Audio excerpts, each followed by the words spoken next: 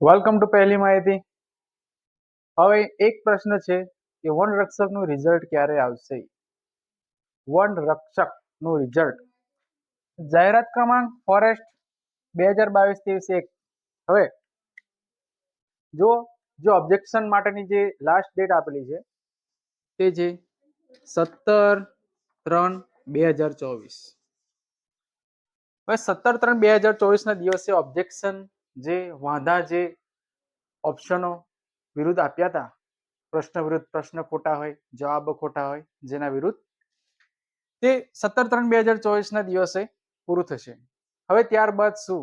તો કે ત્યારબાદ નોર્મલાઇઝેશન થશે. હવે નોર્મલાઇઝેશન પછી બીજું કે ક્વેશ્ચન ખોટા હોય, ઓપ્શનો ખોટા હોય, બધું ચેક કરશે, કયો ઓપ્શન સાચો છે તેની ચકાસણીઓ બધી થશે.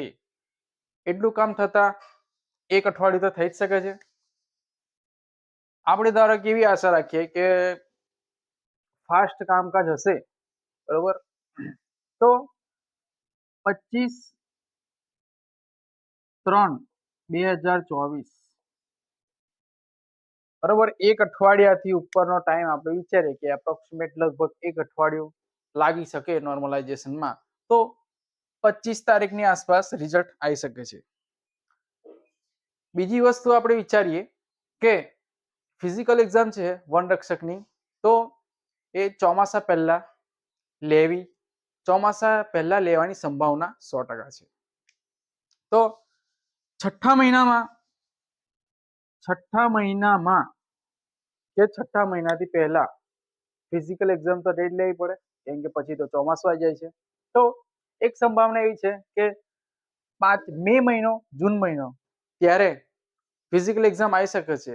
તો મહિના પહેલા તો રિઝલ્ટ આલવું જ પડશે, બરોબર, મહિનો તો વચ્ચે આપવો પડશે ને ફિઝિકલ એક્ઝામની પ્રિપેરેશન માટે. તો આપણે એક સંભાવના લઈએ, કોઈ ચોક્કસ તારીખ તો મહિના પહેલા કે રિઝલ્ટ આવવાનું હોય તેના 15 દિવસ પહેલા કોઈ ચોક્કસ તારીખ મળતી નથી, બરોબર. તો આપણે આ રીતની સંભાવનાઓ જે ઊભી થઈ છે તેના આધારે આપણે કહી શકીએ કે 25/3/2024 થી એપ્રિલ મહિનામાં પણ રિઝલ્ટ આવી શકે છે.